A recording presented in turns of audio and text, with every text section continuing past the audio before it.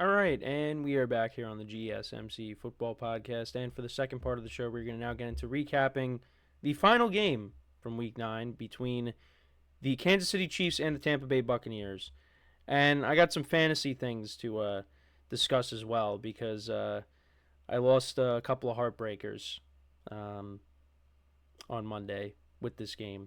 But we'll get into that last. Let's talk about the game itself. So, obviously, the Buccaneers, I mean, we keep talking about it. They are shorthanded. Um, their top two receivers are out. Mike Evans, we'll see, when he does come back. It seems like he's going to come back after the bye. But Chris Godwin's out for the year. And first, I want to just say that Baker Mayfield, with everything that's been going on, and I know now he didn't turn the ball over in this game. Interceptions have been a problem, but he has played as good as he can without his top two wideouts. The Buccaneers definitely had a chance to win their last two games, but they just haven't. And the Bucs unfortunately are 4-5, and it looks like they might not make the playoffs. And it's unfortunate because Baker got off to such a good start. That team got off to such a good start, and it looked like they were on their way to, maybe winning the NFC South again. And it's just injuries kind of derailed their season, and between that and the defense just not playing well, it just, But they have their quarterback. They do have their quarterback with Baker Mayfield. I'm confident in saying that. But yeah, this game it was a tough loss for them. The Chiefs, again, offensively. Now they definitely looked better, but it's just we're still waiting, for them to turn it up. And they did a little bit here, but I thought this was going to be the game where they dominated from start to finish, the Chiefs, if I'm going to be completely honest. Now, I almost had the final score right. I was close. But the Buccaneers, for the most part, they had a lead. They had the lead for a large portion of the game. But ultimately, it was the Chiefs that got the win. So both teams punted to start off the game. Then on this Chiefs' second drive, they got into field goal range. Harrison Butker kicked a 40-yard field goal to make it 3-0. The Buccaneers did respond, putting together about a 7-minute drive, 11 plays, 70 yards. And Rashad White from 7 yards out scored a touchdown, so that made it 7-3. Chiefs then answered. They went 11 plays, 70 yards. That was set up by a 35-yard reception by DeAndre Hopkins, who had a big game. They said he was going to be more involved in this game, and he was. And that led to a DeAndre Hopkins touchdown on 3rd and goal from the 1. So that made it 10-7. The Bucs punted, then the Chiefs fumbled. Travis Kelce fumbled, but the Bucs did not turn that into anything. So it was 10-7 at the half. But then the Bucs came out in the second half. They went 6 plays, 51 yards down the field, and Baker Mayfield connected with Cade Otton for an 11-yard touchdown. So that made it 14-10. Chiefs punted. Bucs put together another drive. They went 8 plays, 30 yards. Chase McLaughlin from 47 yards out kicked the field goal to make it 17-10. The Chiefs then responded, going 12 plays, 70 yards, 6.5 minutes of time of possession. And Mahomes connected with Samaje Perine for a 7-yard touchdown on 3rd and goal. Now, Mahomes got injured on that play, and he needed help off the field. It was his ankle. And, you see Carson Wentz warming up. And, when I saw that, I was like, oh, no, this is not good. And it was another, non-contact injury. So I thought, I thought it was something much worse. And it ended up not being that. Because, of course, he ended up coming back into the game and finishing it. But, look, I know people are annoyed with the Chiefs, that they're just not going away. And I know maybe people are just getting annoyed with Patrick Mahomes. But the guy is one of the marquee players in this league. And I don't care if you like him or not, he makes the game better. And if it ended up being worse and he just was out for the year for some reason, that would hurt the game. That would hurt the NFL. It would. It would hurt the watching experience. So I'm happy that he was able to come back and finish up this game. I don't wish injuries upon anybody.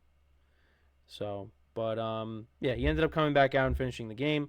We go to the fourth quarter. The Bucs ended up punting. Chiefs went up by 7.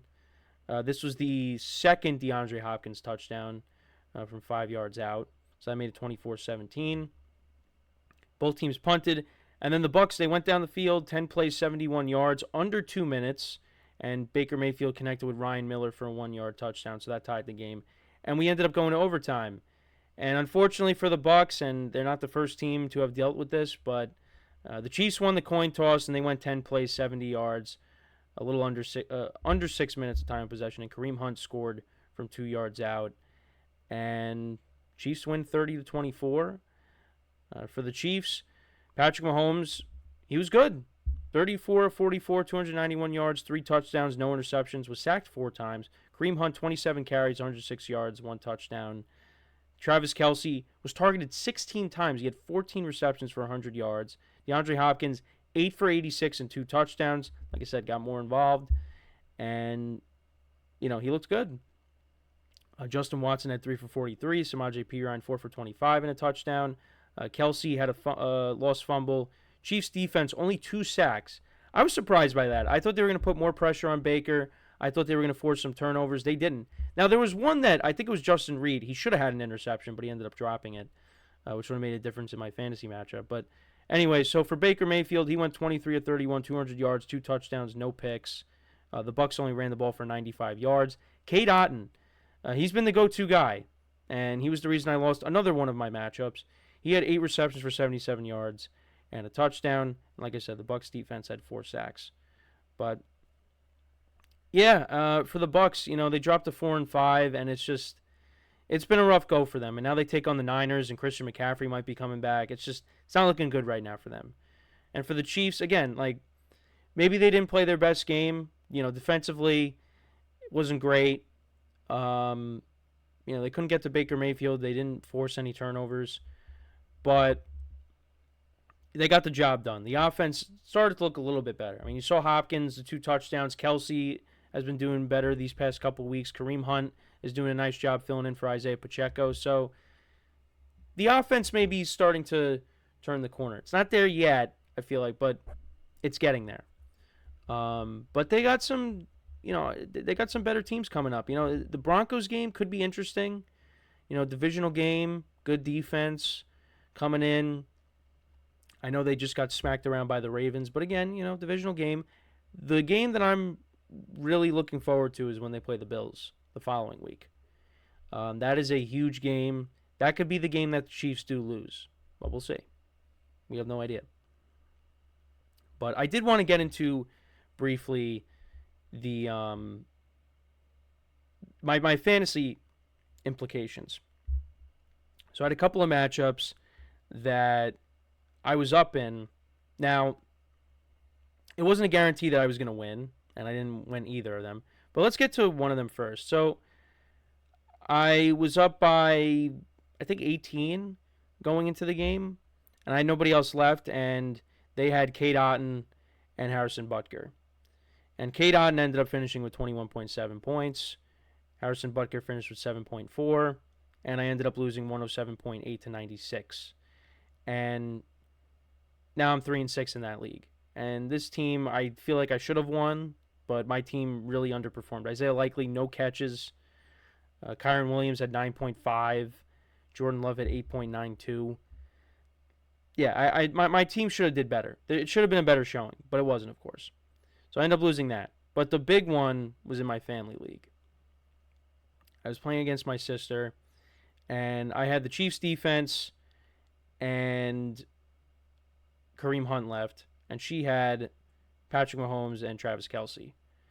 Now, I was up, I think, 118 to 93 going into the game, and then, with the defense, you get an auto 10, so 128 to 93.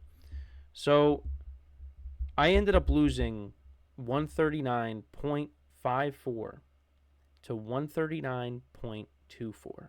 I lost by 0.3. 0.3 to go to 3-6. I've lost 4 games in a row in this league. Even with the Kareem Hunt game-winning touchdown, I still ended up losing. Because right before that, because it's full PPR, right before that, Travis Kelce caught a pass. So if he doesn't catch that, if Mahomes throws it to Noah Gray or somebody else, and then Kareem Hunt scores, then I win. But I lost by the slimmest of margins.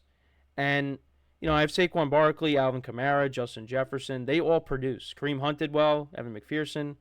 But the Chiefs' defense was a disappointment. No turnovers. Isaiah Likely, no catches in his game.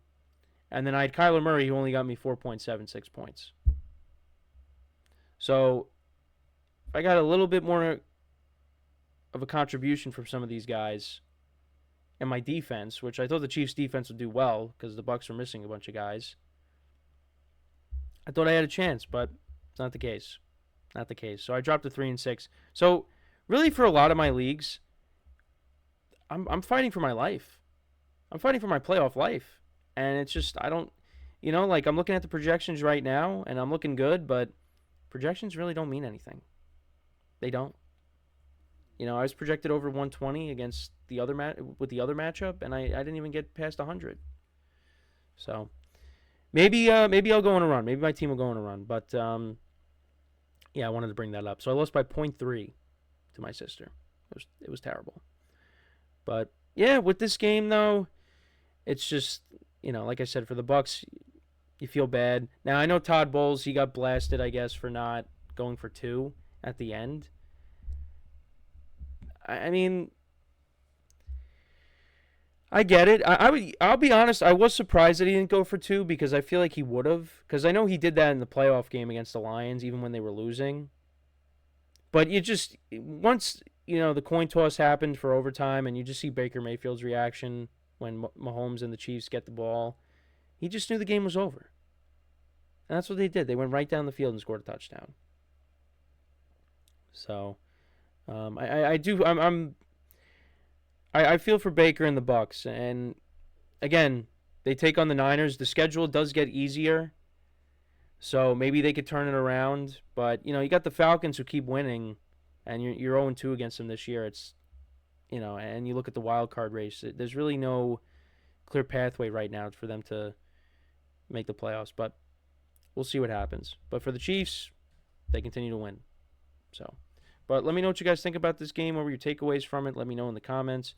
So before we go to break, I just want to remind you guys once again to tip or donate, get your comments recognized. Make sure to hit that super chat button in the chat to help create a super chat of any thought or comment you may want to see me acknowledge throughout the live broadcast. Makes the show more lively, more entertaining between myself, the host, and you guys, the viewers. We appreciate your guys' viewership each and every day, so any contribution you can make to the show means the world to us as we put out content for you guys each and every day. And also, the other way to help out the show is by going to the link at the bottom of the show segment on the ticker, GSMCPodcast.net. That is GSMCPodcast.net. So, when we come back from our next break, we will discuss Dak Prescott likely being placed on IR. We'll talk about the impact of that and how that impacts the Cowboys season from here on out. So with that being said, stick around, and we'll be right back here on the GSMC Football Podcast.